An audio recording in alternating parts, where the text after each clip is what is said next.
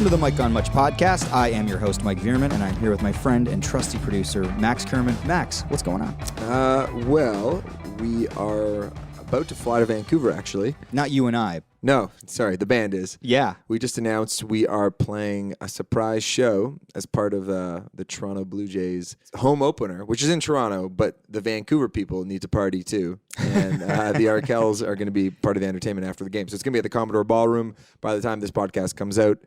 You will have seen our new single, Knocking at the Door, which we're very, very excited to, which I can talk about later, is also featured in a Blue Jays Budweiser ad. So wait a second. So what the Jays are playing in Toronto for their opener, but because they're Canada's team, yes, they're throwing like a party in Vancouver on the West Coast to sort of like launch the whole thing. And so you guys are playing the West Coast to celebrate the Jays. Yeah, because we're playing in Portland, we're playing in San Francisco, and then Coachella. So by the time this pod comes out, all that stuff will have happened already. Right. And you know, the song was a demo we'd been working on for a while. I'm always sort of hacking away at demos, and we had March off, and then we had this opportunity to record the song and kind of launch it as a summer single. So March became kind of a crazy month for us, even though it was supposed to be sort of a lot of downtime, just hanging out at home. We ended up being in the studio a bunch, and just sort of logistics for rolling out a new song. It just kind of takes a lot of thought and energy. So, but anyway, the song came out on Friday on Spotify. We were on the Spotify billboard in downtown Toronto, Yonge and Dundas Square, which was very exciting. And then this weekend, though, we kind of were in the clear, and we were able to party and celebrate the Nuts' birthday.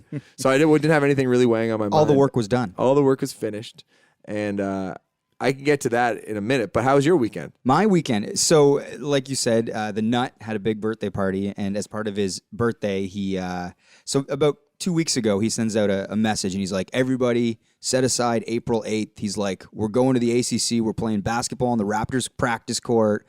And already I'm like, April 8th. No. I was like, any other day. I'm like, move it to the weekend after, which is Easter, or move it up a weekend.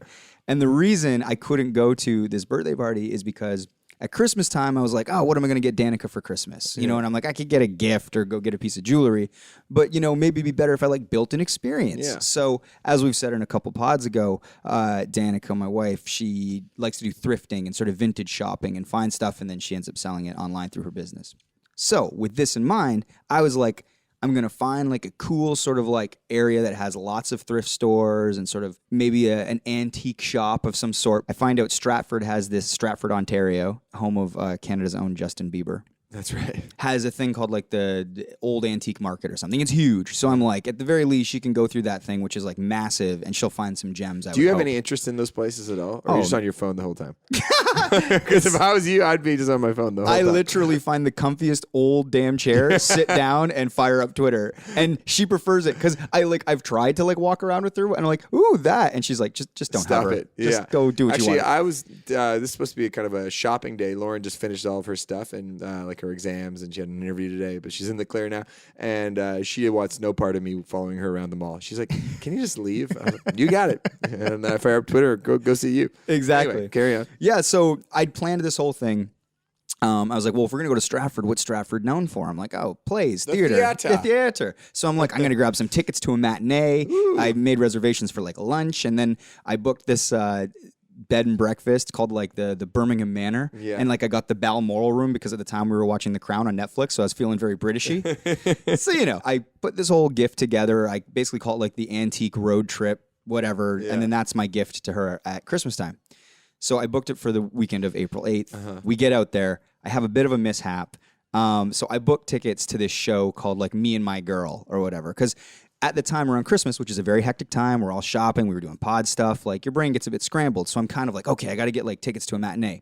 So whatever, months pass, we get out there, we go thrifting in the morning, it's great, we do our lunch, she has a glass of wine with lunch, we're having a laugh. I'm like, okay, well the show's at 2, we got to get there. So we go over to Festival Theater, and we're walking up, and she's like, there's nobody around, are we sure this is the right theater?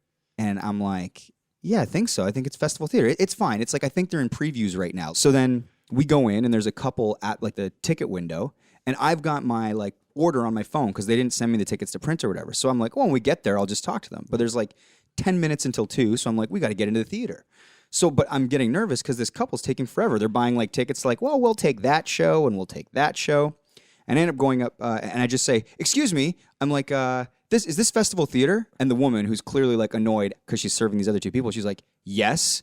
And I'm like, is there a show at 2:00? She goes, no, the shows don't start for another week.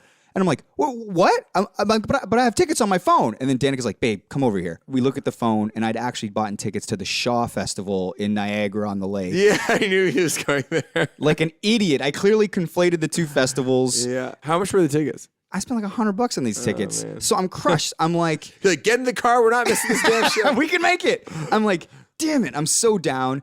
And she's like, the morning was great. Like, she was so nice. She's like, don't let it ruin your day. Yeah. And I'm like, I just need 10 minutes to hate myself. How did I screw this up? And then so I'm quiet. And then I basically just come to terms with the fact that I basically donated $100 to the arts in Ontario. It could be worse. It could be worse. And then she spent the rest of the afternoon making fun of me the whole time. Oh, good. Like, oh, but I have the tickets on my phone.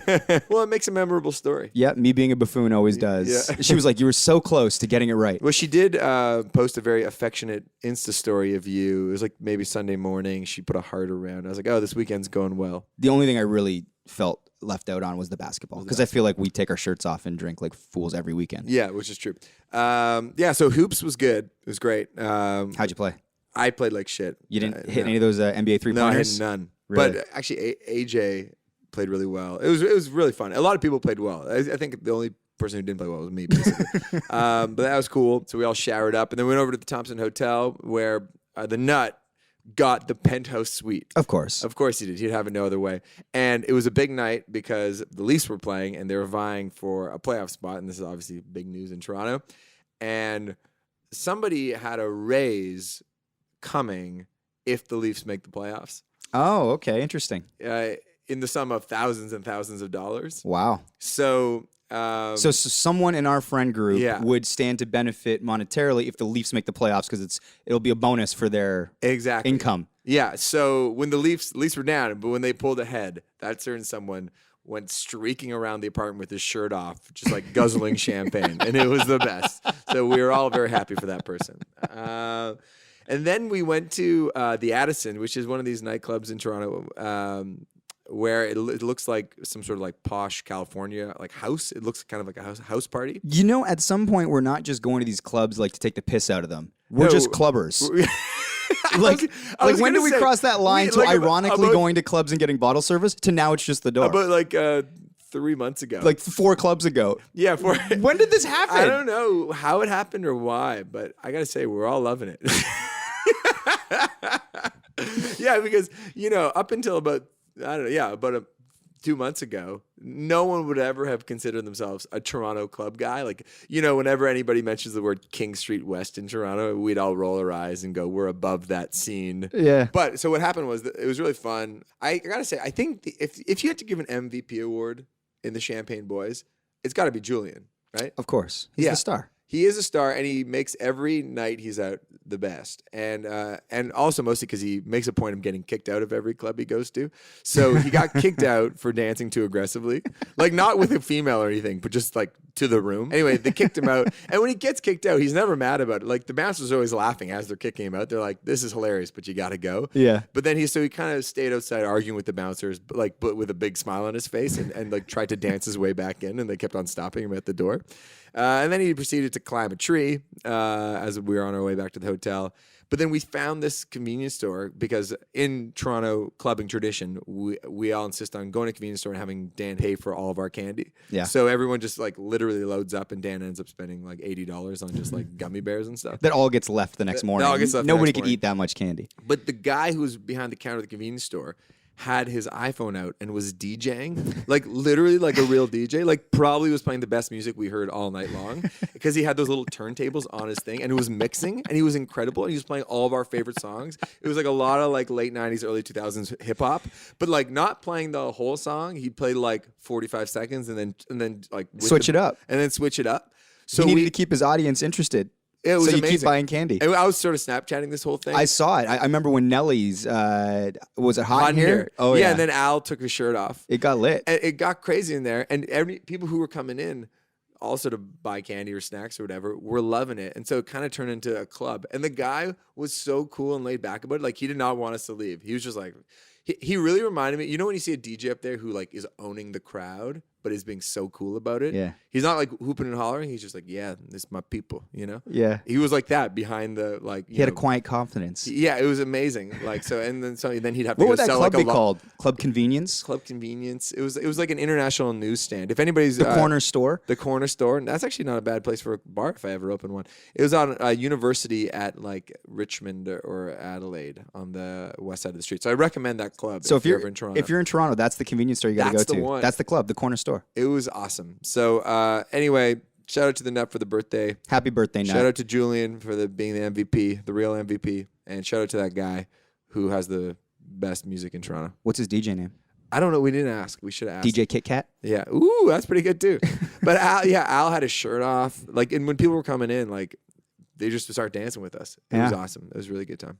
All right, Max. Yes. Chris Murphy from Sloan. Sloan. This is an interesting one, Max, because much like the Julia Michaels interview from 2 episodes ago, I haven't done this interview yet. I'm doing it tomorrow morning. I bet you it's going to go amazing, though. I'm excited. To be completely honest, like, I love Sloan. One Chord to Another is one of my all-time favorite albums. Like, I know every track on that album. I still play it all the time. And it's going to be pretty cool to sit with Chris Murphy because... And he's known as a awesomely honest guy and very quick-witted and funny. And the band's had a really interesting career, and I've thought about that band's career a lot. They have so many hits, but they've had a lot of sort of, I think, bumps along the way. They're totally beloved in Canada, and I think they're at an interesting spot right now. And yeah, I was literally listening to Sloan this morning, but if there's one thing I know for sure is their songs are undeniable, and the production of the records is like exquisite, and I am a lifelong fan. Sam, want to get to Chris Let's Murphy? get to it.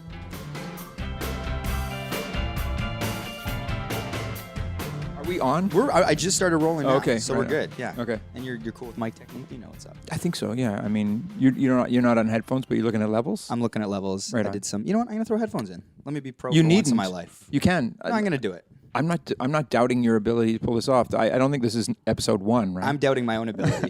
No, this is episode... I think this will be episode 60, maybe 59. Wow. Yeah. I was kind of hoping I'd be like a special episode, like 100 or something. 59. Yeah. It could be 60. We could stretch it out. It might be 60. Yeah, maybe if it is 59, you just quickly do some other shit guy. Yeah. Or gal. And then the 60th episode, Chris Murphy. Yeah, like it's like celebratory in some way. 60. I don't know. Anyway, I got nothing. Okay. Yeah. All right. So I want to kind of go back a bit. Slurp coffee. It's, Yeah, that's a joke. I kind of want to, like, I know a lot's been written about the band, but I want to sort of go back. I'm here to set the record straight once and for all. This is it. This is the thing that's happening. For our listeners, though, can you walk us through sort of what your life looked like growing up in Nova Scotia? Sure. Yeah, I'm from Halifax, Nova Scotia, which I'll just start by saying our big break for Sloan was when Nirvana broke, and so they were from Seattle, which was not New York or LA. They were from this like weird town. They kind of saw the world or saw music through the lens of punk rock, but could also write a song. That wasn't just like they had melodic skills, and so we benefited from that timing. So prior to that, we had been in bands. I was in a band with Jay Ferguson, who's in Sloan from 1987 to 1990. We were more, I think it's fair to say that we had a Chili Peppers vibe, like a little more funky? everybody's first band. Yeah. Yes, but Jay in his revisionist history would never use the Chili Peppers to describe anything he's ever done. But we were more influenced by a group called the Minutemen. Anyway, so I was really into hardcore. I was really into Washington, D.C. hardcore, so this Minor Threat. And then later that sort of, Dag Nasty. Did you start out that way, though? But I mean, like, it's like going back and being younger. Like, was it a musical family where you sort of like those early influences that everyone has, like the Beatles and sort of the more melodic stuff before you? Yep. So I would have had we had a couple of Beatles records. We had, I don't want to get in too heavy, but my mother loved Joni Mitchell. Okay. So I grew up loving Joni Mitchell, and I still do. And my dad liked Willie Nelson and the Eagles and stuff like that.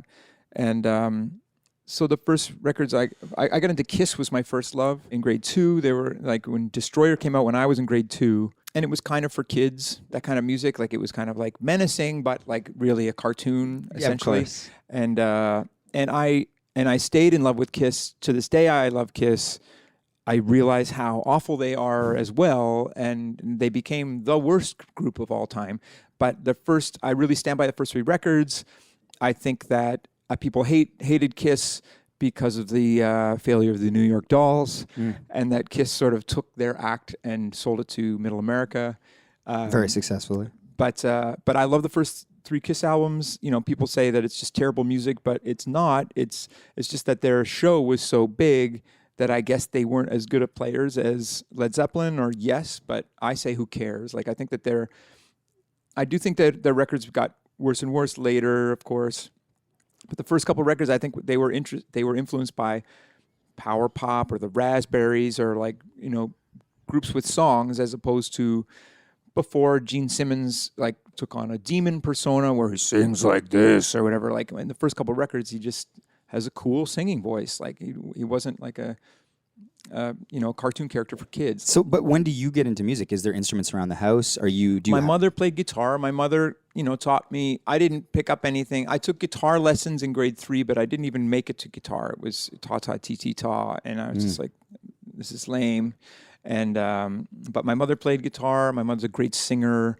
I was raised Catholic, so like I went to church all the time, so I could hear my mother singing the soprano part, so I could pick out.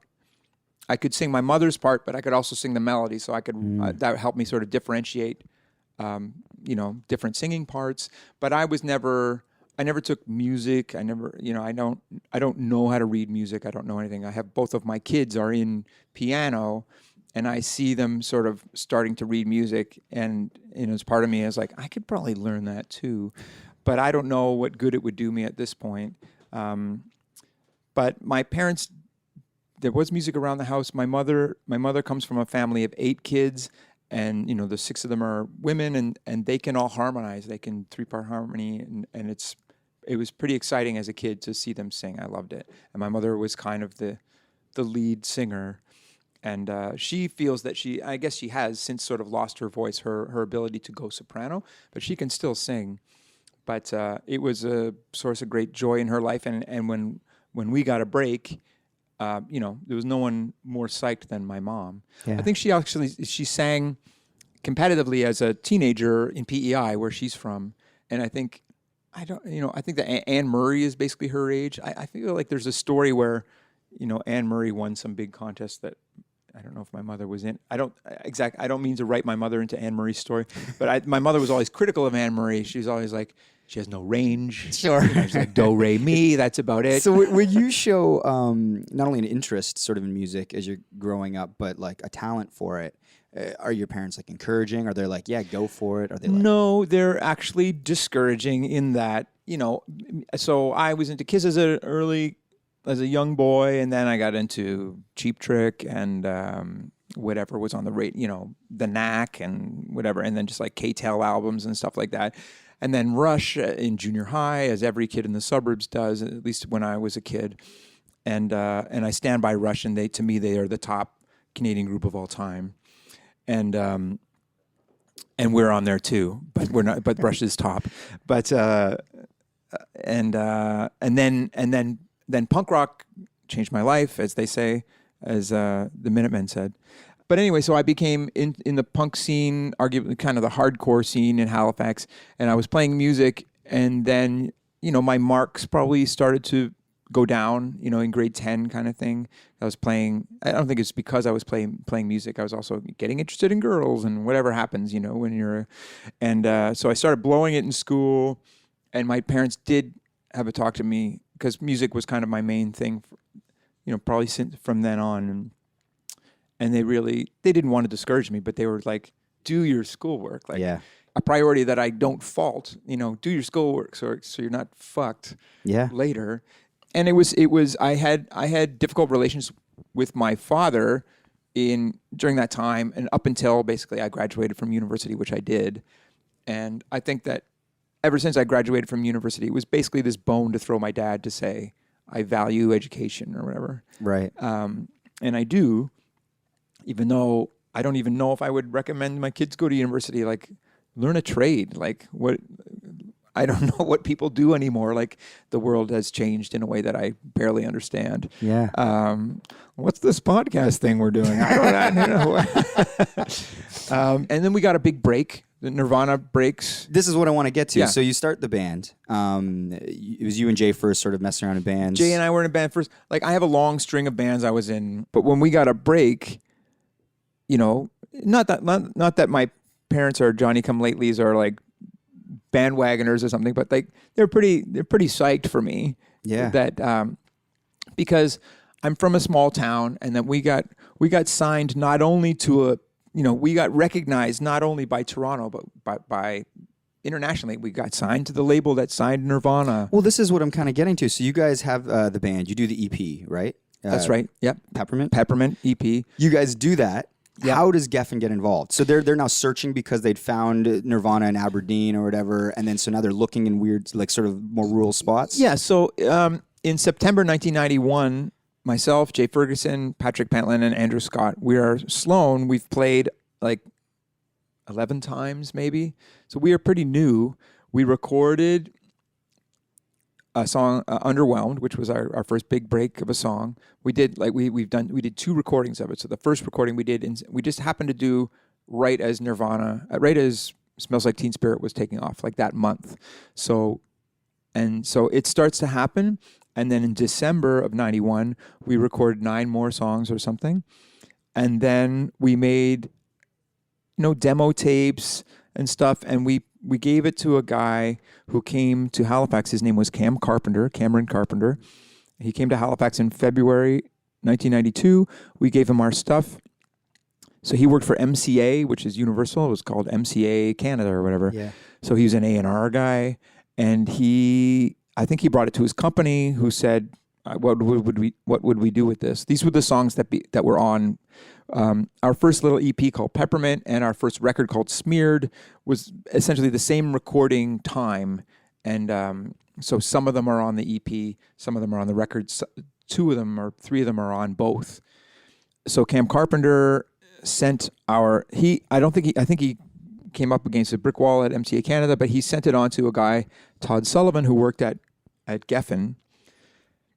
Todd Sullivan was just like an underling guy. He had never really signed anything before. But so, I mean, so then you get a call? Yeah, so between February and April 92, we got a call from Geffen saying, don't sign anything with anyone, because we were also talking to other people. Network in Canada. Network had like Sarah McLachlan and whatever. That's a lot of success out of the gate to even have like that kind of heat happening for you guys. Yeah, like we had played no shows. We played a handful of shows to no one. Did you feel like, yeah, I thought it would go down this way, or were you like, holy shit? Of course not. No, everyone's expectations changed immediately, and it was crazy. And it was crazy in Halifax too, because so we.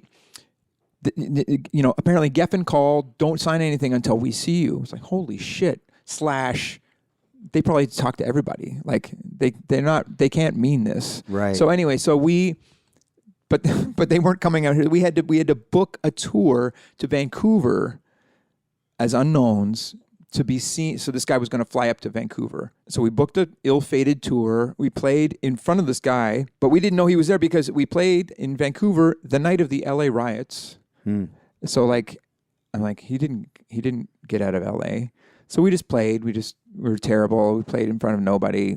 But then he was there, and we met him, and he was like, I love you guys. And he thought we were really funny too. Like, we get lots of Beatles comparisons, and I would say that one of them is, our music is good or valuable, but I think like when we met Todd Sullivan, he was like, you guys are also hysterical. And I would like to say also the walking the line between comedy and cool or character and cool is a difficult line, a hard line to walk, illustrated best by Beastie Boys, who were hysterical and cool as shit. Yeah. Well, it's hard to be funny and be cool because sometimes trying to be funny can be seen as trying, and trying isn't cool. Exactly. So it almost has to be effortless. Well, comedy and music is just like, just the sound of it is like, I don't want to hear that. Exactly. It's disgusting. But You guys displayed this natural charisma that he. I'd like to think so, but like that's a pathetic thing to say. But anyway, so he said it, so I'm quoting someone. But anyway, so we got lucky. We didn't feel like. So we were immediately Canada's Nirvana and all this stuff, or Canada's Nirvana, as we were saying, because we were from buttfuck, whatever. But so we kind of thought that. They already have Nirvana. Like we're different. We have a different enough thing. We're actually like we like Nirvana. We love Nirvana, and we love Black Flag and Black Sabbath, or the groups that they love too. But we also feel like we felt like we had a kind of like a British thing too. We were into My Bloody Valentine and that sort of shoegazer stuff, and that's kind of what we were really into at the time. It changed things in Halifax too a little bit, so we got signed to Geffen, and so what I was partly saying about not only were we not from LA, we were from Canada, and not only were we not from we were from the middle of nowhere. So that's kind of our joke. When our second record is called Twice Removed, so we're like twice removed, kind of from the world. Sure. Like not only are we not from there, we're not from there. Like we're from nowhere. Yeah, yeah. And so we got lucky, but a lot of. It positively affected. You could say that like it soured the fun of the local music scene because like people were interested in getting record deals and stuff because no one had any aspirations prior to that. We're just playing. And we got a new show. How much are we getting paid? What are you talking about? Yeah. There's no money. Now it's all business because you guys got signed. Like, and it's like, how come they got signed? What about us? It's like, how did anybody get signed? None of you should be signed. We shouldn't be signed. It's like the world is upside down, and we got about 10 minutes for, like it's gonna go back. Yeah. Like, so you get the deal. You guys make Twice Removed for Geffen. We got a deal. We made Geffen released our first record. They remixed our first record that cost us $1,200 to make. They remixed it to the tune of $30,000 or whatever. Yeah, and it did okay. But we really felt that the house of cards that was the sort of alternative music scene was about to come down. We kept like watching, like this is going to end any minute now. So we really wanted to get out of there musically too. So we, on our second record, Twice Removed, we abandoned all of our influences on our first record and made this pop record of, our reference points were Fleetwood Mac and John Lennon Plastic Ono Band and these other things other than, grunge and Geffen had a hard time with it. The people at Geffen, and they were saying, you're making it difficult for us to market you guys because you came in as this. We've been trying to sell you as this, and now you're this. Like I think you should redo this. And we were like, no way, man. Stick it to the man. Right. And they're like, we will release this because we're contractually obligated. But rest assured, we are not going to promote this. And we're like, fuck you, we'll do it ourselves. And then they really didn't promote it. And then we fought with each other the whole time. And then we're just like, okay, we're done. Like internally, the band. We were fighting internally. We were living in Halifax. Andrew Scott, at that point, like early on, moved to Toronto to be with his girlfriend at the time, now his wife. I don't begrudge him, but at the time I was pissed. I was like, I got a chance to make something of myself, and you're fucking taking off on me.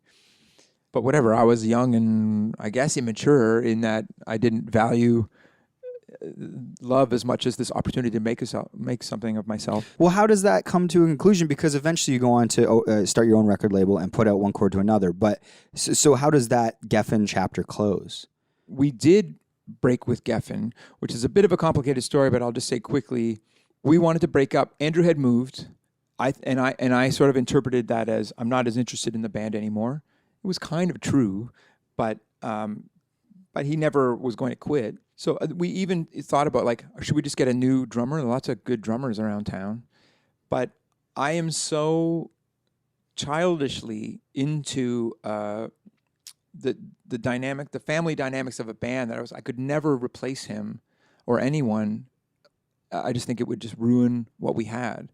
And like, I'm a fan of whoever, Kiss, say, Sure. who keeps replacing these guys as if it doesn't matter, but it does matter to me. So anyway, I refuse to so I was ready to say, I would rather break up than do that. In fact, let's break up. I kind of was breaking it up. At the end of '94, December '94, I was like, I want to start over. I'm still young enough. I'm 26 or whatever. I'll just start a new band. so we broke up the band. This is after Twice Removed. This is after Twice Removed, which sold 9,000 copies or something. Geffen didn't promote it. Geffen didn't promote it. It was a commercial failure. But during that time, and I don't know if it's because we broke up, but like Twice Removed ended up getting this sort of second wind, or this sort of like, it became the soundtrack of the whatever, like the people who were getting tired of the grunge scene or whatever. And also, there's part of me that cynically, I like the music on the record. I don't disbelieve that the music is attractive to people, but I think that there are a lot of people who think of that record as a fuck you record to Geffen. It's like they were going to make us re-record and we said no. Right. And that's not exactly true. I was desperate to do something with my life. I was like, I'll fucking suck your dick. Like, sure, get me out of this town. So this wasn't like a Gen X, like, no, like stick it to the man. You wanted to be successful. But it was almost like the band itself was like, let's stick it to the man. But I personally was like I probably would have rolled over if it were up to me. And I'm glad that we didn't, of course, in the end, because I think that anything that makes us last longer, to me, is the move that I want to make. Like, if there's upfront money, it's like, well, how does that affect? Do we exist 10 years from that, or does that break us up? Like, I want to do the thing that makes us last the longest. Sure. So our relationship with Geffen, they would have kept going with us. I think, maybe not promoted this very well, but Todd Sullivan, so as Twice Removed is failing commercially, Todd Sullivan at Geffen, who signed us, who's our A&R guy, the first Weezer record came out, which was a giant seller. And that was a mistake too. Geffen didn't plan for that to happen. Like, they were not going to be a priority, but like that just happened organically. Like, a radio station in Seattle said, "What is the single on this record? This record is amazing." And Geffen was like, "I don't know, what is it?" And they were like, "Sweater Song," or whatever. Sure. And they were like, "Okay, let's make a video." And then it just happened naturally for them. And so this male boy who signed us, like, he became the biggest A&R guy at Geffen. But we were kind of going down right then, and we broke up the band. And he was saying, "Don't break up. It's silly."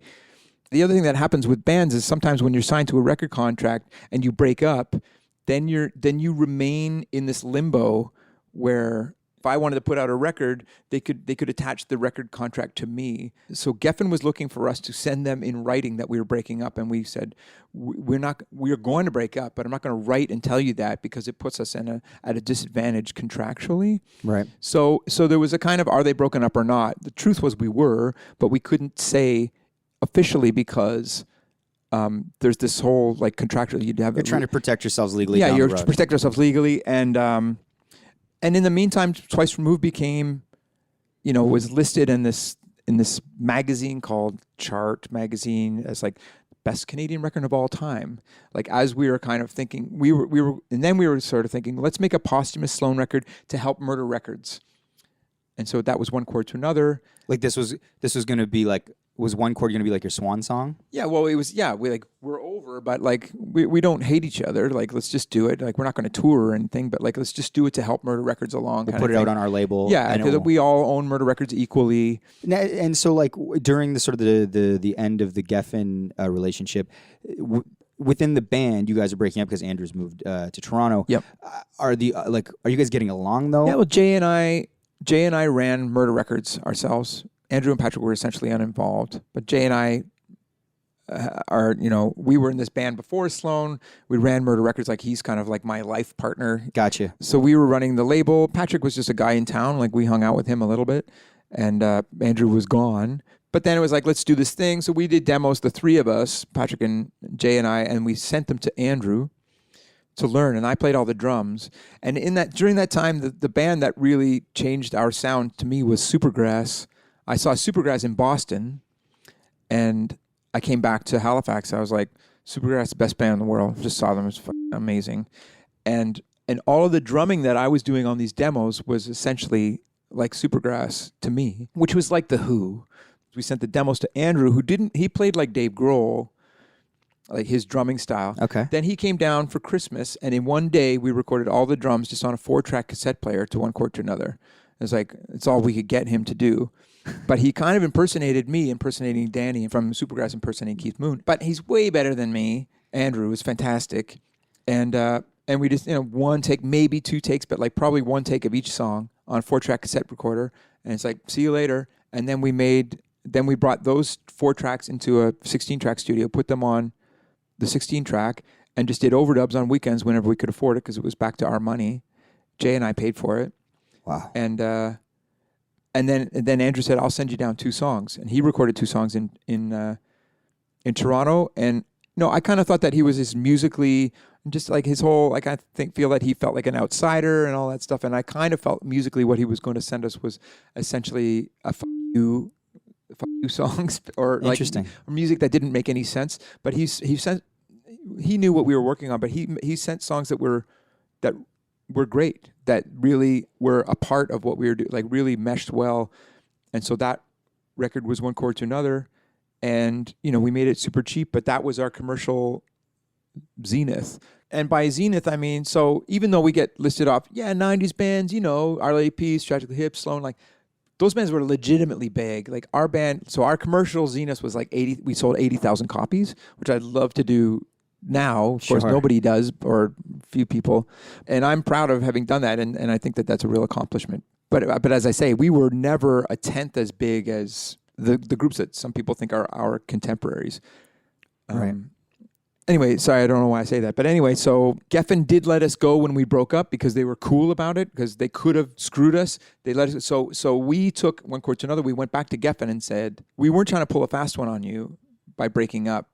We've made this record. We're bringing it to you. I didn't want to do it with Geffen, but I said, this is legally the best thing to do is to give them first right of refusal.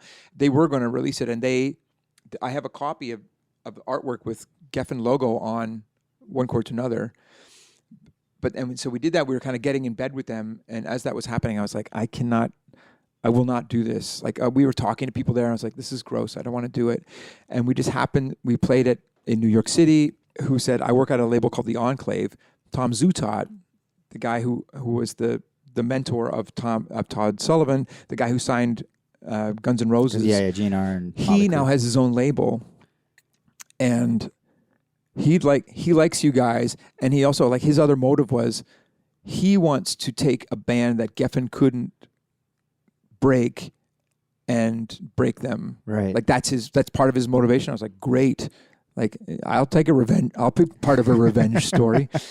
So we signed to this label called The Enclave for One Chord to Another. It was kind of like our second chance. That was a U.S. label, and it meant that we signed this publishing deal in Canada, and so we had all this money again. But The Enclave went under in no time. And then we got into trouble with our publishing company too, because a publisher is supposed to pay you every time you put out a record. But then, so they paid us for One Chord to Another. And then when we went to put out Navy Blues, our 4th record, we didn't have a major in the States. We just were putting it out through Murder Records, through distributors. And the publisher was like, well, we own this one for free. We're not going to pay you again. It's like, well, it's like we're actually shipping more copies than we did of One Chord to Another. Like, give us part of it. I understand you don't want to give us the full thing. Just give us maybe part of it or half of it. And they're like, nothing. And so we're like, we're going to sue you. And then they were like, well, you can buy it back off us. You give us back all of the money that we gave you. And so we did that. And that took us years to pay off. Wow. And we did it because we were arrogant and we wanted to say, fuck you. But it kind of destroyed our finances and all that stuff. But it meant that we clawed back and owned all that stuff. So we own a song of ours called Money City Maniacs, which probably has generated the most money for us. So like, I'm glad that we did it because it was on like Big Shiny Tunes or whatever, which sold 600,000 copies and stuff. There was a commercial here in Canada that had a version that sounded like Money City. And then there was... Because that wasn't Money City Maniacs. There was this Future Shop That's what commercial. it was. That's right. And it was... So we did get paid as the... But it was a re-record. Got you. So it was like, what is it like? It's like... That's right. So you get half of the money. Right. Because they would have to pay the owner of the recording and they would have to pay the writer. So we got paid as the writers. And so, but we didn't own that recording. They didn't pay for the recording. Yeah. But that did go through you guys. Because I was always like, is this one of those weird things where no, they and we got emulate? paid, and Oh, it was nice. a weird thing where that went on for a couple of years. Yeah. And they paid us every year. So it was like, so we were calling each other. It's like, if anybody sees that ad after May or whatever, they have to pay us again or whatever. So it's watch TV. So that happened for a couple of years, and then when that went away, we really realized that amount of money, that windfall, had been a big part of our money for like 4 years in a row or something. And then when that was gone, it was like, oh God, we have no money again. But so we are just like a small business, and I'm not complaining. I'm still here. Like, we're 25 years in. I just went and jammed with Patrick on Wednesday. What have you got? Kind of thing. Like, we have to ask ourselves this far in, what we have 11 albums plus, 11 albums and EPs and live record, greatest hits record. What is the value of new music? And I don't know if when you do a mathematical thing about time and money and energy, I don't know if it makes sense. I think that we will still do it just because we're arrogant. Or just to add to our enormous body of work, which is 200 songs plus. Well, when you talk about, you've mentioned a couple like of your contemporary bands and sort of their success, and you've talked about the way things went and the way that things could have gone differently. When you think back, is there anything you would have done differently? Well, as I say, I don't wish we worked harder, younger. The career that I wanted was, we would look at a band like the Tragically Hip and say, I do not want what they have, which is they're like goose that laid the golden egg at home, but they're like without value anywhere else. They just play to expats and Canadians in Europe and Canadians in the States. That's closer probably to what we have than what I wanted. What I wanted to be like a cult act all over the world. I want to be able to play in Europe. Like, I'd be happy to play Lee's Palace in Toronto if I can play Lee's Palace in Paris or whatever. Yeah. You know what I mean? I'm sure you've answered this question before and I'd ask it. Bring it on. Yeah. The Other Man. Yep. Do you care to? Yeah, our listeners just made a hilarious face. So, this is on like Wiki and other things. Like, what is the story there if you want to get into it? And what's the story as far as you know? From what I've read, it's an autobiographical song. Okay. Anything else you know? That it may have been based on a love triangle between you and two other popular Canadian musicians. Really? Does this say this on Wikipedia? It does. Does it name names? It does. Really? Who are they talking about? Feist and the guy from Broken Social Scene. I'm blanking on his name. I'll blank on his name too. No, I know those guys. Feist is the best. She's like the ultimate. She's the best singer, I would say, in the world, certainly that I've ever met. But and we're all buds now. But yeah, so that's true. I feel like a goof talking about her that way. But we love each other, so we're still buds. And she doesn't care what I do. Like, she's too busy being legitimately successful, and I'm just dicking around. But at one point, yeah, so I dated Leslie Feist before she was a big shot. She had a record, but she was just playing at the Cameron House, like a little, place downtown. And so The Other Man is about, like, she was dating a guy when I kind of fell in love with her, and I sort of spent some time like waiting for them to break up. Basically, I'm like, okay, I saw her on TV. On The Wedge or something. Right. I had already seen her. I had seen her in Broken Social Scene in By Divine Right. Yeah, with Jose. She's like a little rocker. Yeah. To me, she just looked like Malcolm Young from AC/DC. She's tiny. She had like a great big guitar and just hair in her face, and I was like, she's super cool. And then I saw her with Peaches and Gonzalez and those guys, essentially in a rapping strip show. Like screaming her head off. And I thought, that's hysterical. And then I saw her on TV on The Wedge or whatever, singing like with the voice that everybody knows that she has now, a song called It's Cool to Love Your Family. And I was like, yes, it is. That's the same girl. And then I basically like a goofball, like when I was like, who is that? I'm going to go find her. And I lived down the street from her in the end. But she was younger than me. She ran with like a hipper crowd and stuff. And I basically went down and said, I'm into you. What are we going to do here? And she was like, who is this gross goofball? And whatever. And eventually, I got to date her. But like, so I knew she was dating somebody. I didn't really know who he was, and so I just basically camped out. I was just like, I'll see you at the end of that. So I probably did some damage there, poisoned that relationship a little bit. But I didn't. I wouldn't say that I stole her away from somebody. Like I didn't like try to make out with her while she had a boyfriend and stuff. Sure, you were interested but didn't cross lines. I was interested, but I made it known that I was willing to do damage. I was like, I'm let that go to hell because I'm hanging around. You and the dude from Broken Social Machine cool? I think so. I never really hung out with him that much, but apparently he covered the other man. Oh, there you have it. Yeah, and he's been asked about it too. I've heard, and he's like, yeah, good tune, good pop tune. But he's a talent. Like he's a legitimate.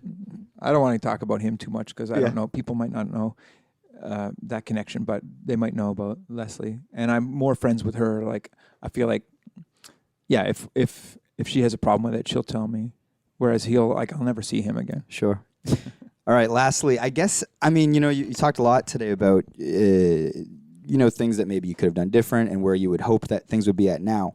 But, from where I stand, I think when you talk about, like, people always put us in the echelon of these other sort of massive Canadian bands, I think the reason they do that is because the music is so good and so beloved. And don't get me wrong. Culturally, we've had a bigger impact than either of those bands. That's what I'm getting at. So how do you feel looking back on like sort of the positive things, the things you guys did right? Because like for me, One Chord to Another is like one of my favorite albums of all time. Thank you for saying that. And I think a lot of people, this, and maybe that you're like, it goes without saying, but it's like, I guess I just wonder where your head's at when it comes to looking back on your legacy and how great the music is and how people view it. I'm proud of my life's work. I'm at once self-deprecating and arrogant. Like, do I think that there are bands with a better legacy in Canada? It's like very few. Like, I think that we have a pretty, I think that we were somewhat influential, when we were younger and cooler. Like I know a lot of people who said, I started the band because of you guys and blah, blah, blah. Although it wasn't just us, obviously they were probably into Nirvana and just like that whole time. But so I don't take credit for any of that stuff. But when I look at our discography as being pretty immaculate, there are songs I don't like. But that's part of because I don't get to approve every song and no one is the boss. I could conceivably dislike 3/4 of the material if I only write a quarter of it. But from where I'm sitting, I like pretty much all of it. That's not necessarily true for the other guys. Like there are some guys who might be like, I don't like that guy's music. Whereas I appreciate it all. I like Kiss. I like the Smiths. I like Joni Mitchell. Like I feel like I have a spectrum of stuff that I like. There's a lot of stuff I don't like, but most of the music in Sloan is music that I like. So I think, at one point we were like part of the zeitgeist and stuff in the 90s, and people think of us as a 90s group. I think that we've written a lot of great songs in the years since, but I also understand the power of nostalgia and the power of, I could write a song like, I could write Bridge Over Troubled Water today, but people would be like, I love Underwhelmed. I'm like, that took me 10 minutes. And it's like, but I was in university. It's like, well, I can't, just because I wrote that song when you didn't hate your life doesn't mean it's a better song. But I'm like that too. I like the first couple Kiss records. They probably think, I like the first 8 or 10 Rush records. I don't go past. Yeah. It's not because necessarily the music was bad. It's just people change. People's priorities change. When you're young and you define yourself by the music you listen to, and there are bands that hit you in that time just by the luck of the draw. Like I was into that because that's the time when I was when my ears were open, and it happened for me too. Like I kind of like in '87, I kind of feel like I kind of stopped kind of liking everything. I just got really specific and I stopped watching much music or whatever. That was a while ago. Well, thanks for your time, man. Yeah. Thank you very much for having me and ramble on. I don't know if you edit it, but if you've gotten this far, thanks for listening. I got a couple actually bonus questions. Okay. One, like sort of small sized like a Mustang bass that you play. Yes. Do you feel like you popularized it? This is a question for my brother because he played one, a white one, for a long time. Yeah, but he plays it because I played it. He definitely did. I'm just kidding. You know what? I played a Mustang bass because I just found the other basses too big. They're big, right? Just like it's too big. Like I want to run around. It just breaks your back. It's like they're a drag. And the Mustang that I have belonged to my roommate, who I was like, I want to buy that bass. But then he's, for whatever reason, I forget the order of things, but he sold it to a music store for $200. And I was like, where's that bass? He's like, I sold it to Folklore. I'm like, ah. So I went into Folklore to buy it. Instead of buying it off my roommate, I had to go into the store and buy it off them. They sold it to me for $400. But I think I got my money's worth at this point. But there's another cultural reference to that bass. Do you know what Scott Pilgrim is? Do you know that? I was going to go into this as well. Go on. Well, the Scott Pilgrim in one of the bands there. You did work on that film, right? You were like consulting, sort of teaching the actors how to look like they could authentically play the instruments. That's right. So, and then some people, and that was, for a while, that position was called musical director. So I was getting all kinds of calls from people who were like, get my music in that movie. Oh, right. And I was like, get my music in that movie. But they changed my title.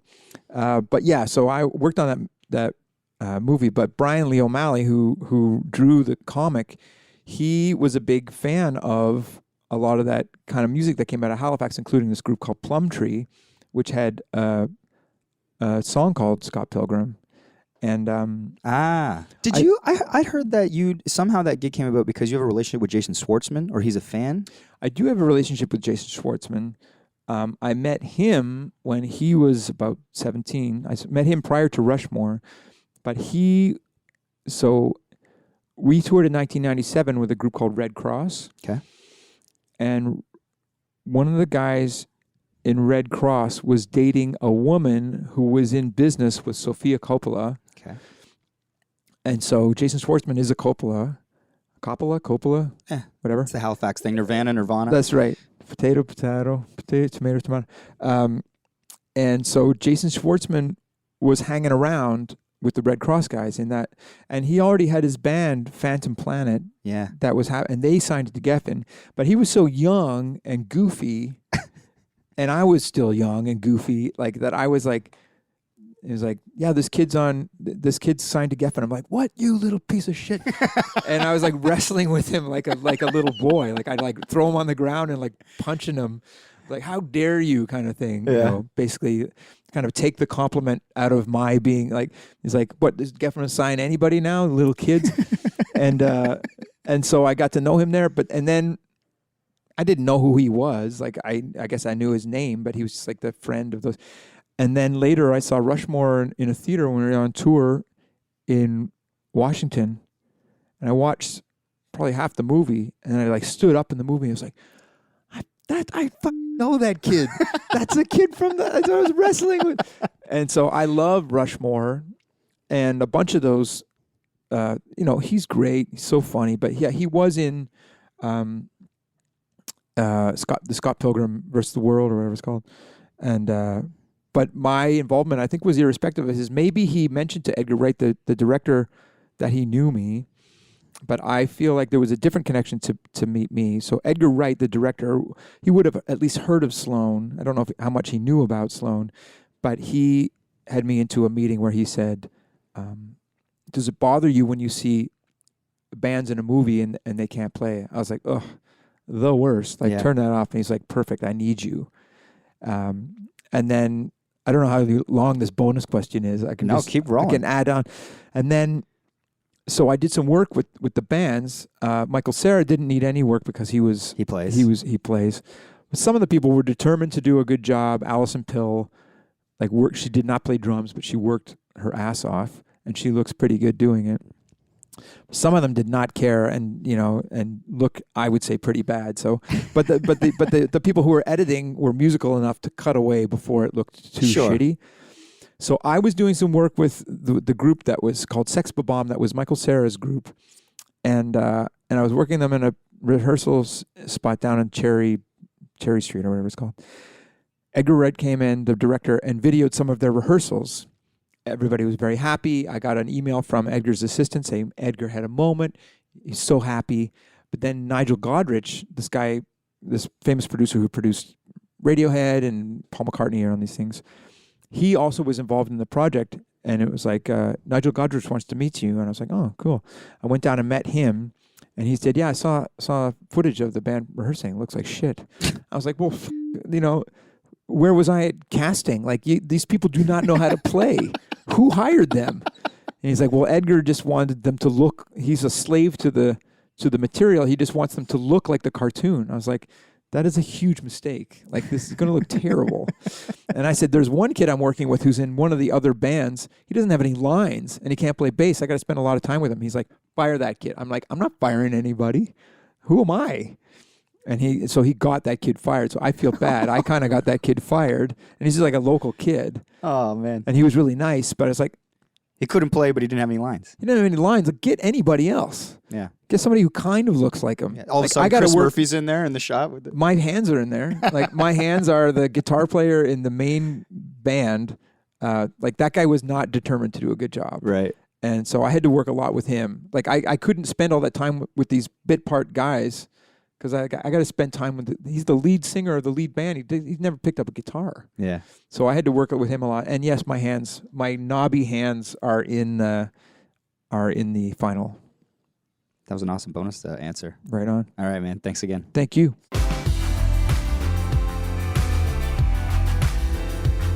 Welcome to everybody's favorite part of the show, the desserts, where our friend and pop culture aficionado Shane Cunningham comes on. Shane, what's going on? Hey, I heard you want to talk about something salacious. Well, you know that's my specialty. Jian Ghomeshi has a podcast out now. Oh, okay. And this is actually coming out a week later. So hopefully between now and next Monday. The podcast hasn't been canceled? Or hasn't been canceled, or he hasn't done something stupid. Or, right. I don't know, the world hasn't fallen apart or something. Well, he was your buddy, wasn't he? Or do you want to hide that fact? No, he was a real advocate for Canadian music and culture, and he launched a lot of artists' careers on his show. And not totally launched it, but like really helped support it. And we share booking agent. And he was definitely a champion of the band. Well, I remember speaking of books, he did a book, and he had a book release party. Yeah. We played it. And you played, and the song you played together, you did a duet with Psycho Killer. And then a little bit later, this news came out, and I was like, Max, can I post the video of you and Jian singing Psycho Killer together? And you're like, do not, absolutely do not. And you got really, you never get mad at me, but you got really stern about that part. He's the first couple pods, everyone's going to want to hear what he has to say. And he's very articulate, well-spoken man, so he's going to probably frame a pretty good case of why he was wrongfully accused. No, he's not doing any of that though. It's all just about culture. His first one it's called Exiles, funny enough. But it was about he's not going to address it at all? No. He didn't even say, I'm Jian Ghomeshi. He just starts talking. And he talks about the he wanted people to keep listening. Yeah, globalization. But I'll give it a shot. I mean, but in the eyes of the law, he is an innocent man, right? Or at least he's not guilty in the eyes of the law. Do you think people will give it a chance? Probably not a lot of female listenership. Hopefully it's a sports show or something. But I did something kind of immoral on the weekend. Amoral? Kind of immoral. The bad one. Yeah. Wait, what's amoral? Is that? It's kind of ambiguous. It's okay. Yeah. Maybe it is amoral then. But did you talk about the thing at all? Yeah, I talked about the party. Yeah. So how Julian got kicked out of the club? Yeah. Okay, so people know. Julian's kind of if we were to have a fourth unofficial member to the pod, it would be the Nut. I called him the MVP of the Champagne Boys group. I think he is. Yeah. I was just going to say, I think Julian's actually replacing the Nut as the new funny guy to talk about on the pod. So he gets kicked out for, I didn't even know, but I tried to confront a bouncer, but my memory's a little hazy. And my voice is horrible too right now. This is my first time speaking this morning. But I think the bouncer said he tried taking his pants off. Really? Yeah. I think he was just dancing too aggressively. I think one of his moves was taking off his pants or mimicking it. He is a good physical comedian. That's what I heard. But then there was everyone was just gone, smoked out of there. And I was just left with a friend who wasn't originally at the party. I don't know if I can say his name, so I won't. But he was at another event and then met up with us later. So it was just me, this guy, and my wife. And then one would assume, since we had this huge loft to ourselves at the top of the Thompson. Like it's the best room in the Thompson. It's this baller Suite, yeah, it's a penthouse suite. Yeah. So I go back there. No one's there, of course. And then the guy who I brought up there, I'll just say his name. His name's he was blown away. He's like, this is the most incredible room I've ever, like it had a pool table. He's walking around. And you know, when you're drunk, you're kind of like a little bit of a liar. Yeah. So, and he was like, I am like, he was pumping it up so much. He's like, oh yeah, this is your room. And I'm like, well, it's not untrue. So I'm like, yeah. Because he wasn't like, yo, you paid for this room. Like, he was just like, oh, you're staying here. And I said, yeah. And he's like, oh my God. He's looking around. He's like blown away. He's like, man, I have to sleep here tonight. Are you guys sleeping here tonight? And I'm like, yeah, I might not. I'm like, take it or leave it. Like, I'm playing it like I'm a cool guy. But I know, like, the nut told us we could not sleep there that night. But I'm like, yeah, maybe not. I'm like, babe, you want to stay? I'm like, yeah, I think we're going to bail, you know? I want to wake up my own bed. He's like, really? It's like, oh, man. It's like, okay, we'll go down and we'll get some drinks. We'll come back up and then we'll discuss it. I was like, okay, let's go down. We go down the elevator, and we decide to forego the lobby bar. And we're like, oh, we're just going home. We got to go home. Dad's like, you're going home? I'm paying for your Uber. So we're like, no. He orders up the Uber, gets it, and then he's like, is it cool if I stay in the room? And he's just like ordered up the Uber, and I know it's going to be over $100 Uber. It's like surge pricing and all that. I'm like, yeah, man, no problem. So I flick him the key. And then as I flick him the key, pulls out $100 bill and stuffs it in this part of my my pocket. So now I've just made like $250. I'm like, uh-oh. I'm like, it'll probably just work out fine. So he's paying for the Uber, which is gonna be over $100, and then he gives you $100 bill. Just as a Yeah. thank you. And you tell him he can go stay in the loft Yeah. that the And- nut said nobody could stay And in. he doesn't know the nut and his girlfriend are sleeping in the bed. We didn't go to that part yet. It's a big suite, man. Yeah. So I'm like, maybe he'll just end up sleeping on the couch, right? So as I'm taking, I kind of felt. And for context, it's like not around very often. This is like the first time we've seen the guy. No, that's the main reason I lied. I'm like, he's never going to find out.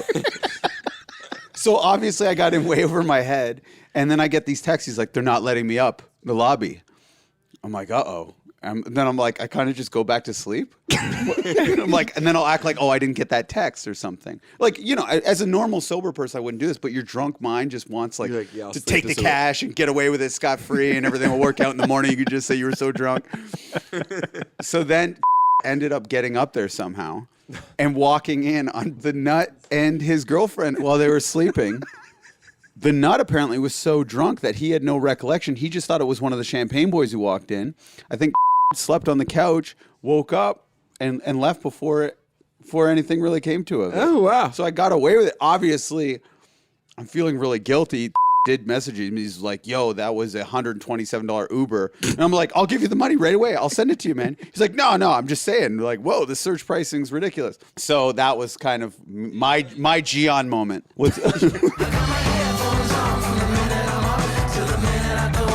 That's it. That's all. That's our episode. Thank you so much for listening. The Michael Much podcast. You can find. I was going to say it's produced by Max Kerman. You can find us online on Twitter and Instagram, Mike on Much. Leave a comment and rating on iTunes. It really helps the show grow. Thank you very much to Jenna Gregory at jannasdoodles.com for providing the artwork. The Michael Much podcast is produced by Max Kerman. Thanks as always to Shane Cunningham, our pop culture aficionado. See you next week if we don't die on the weekend. Nailed it.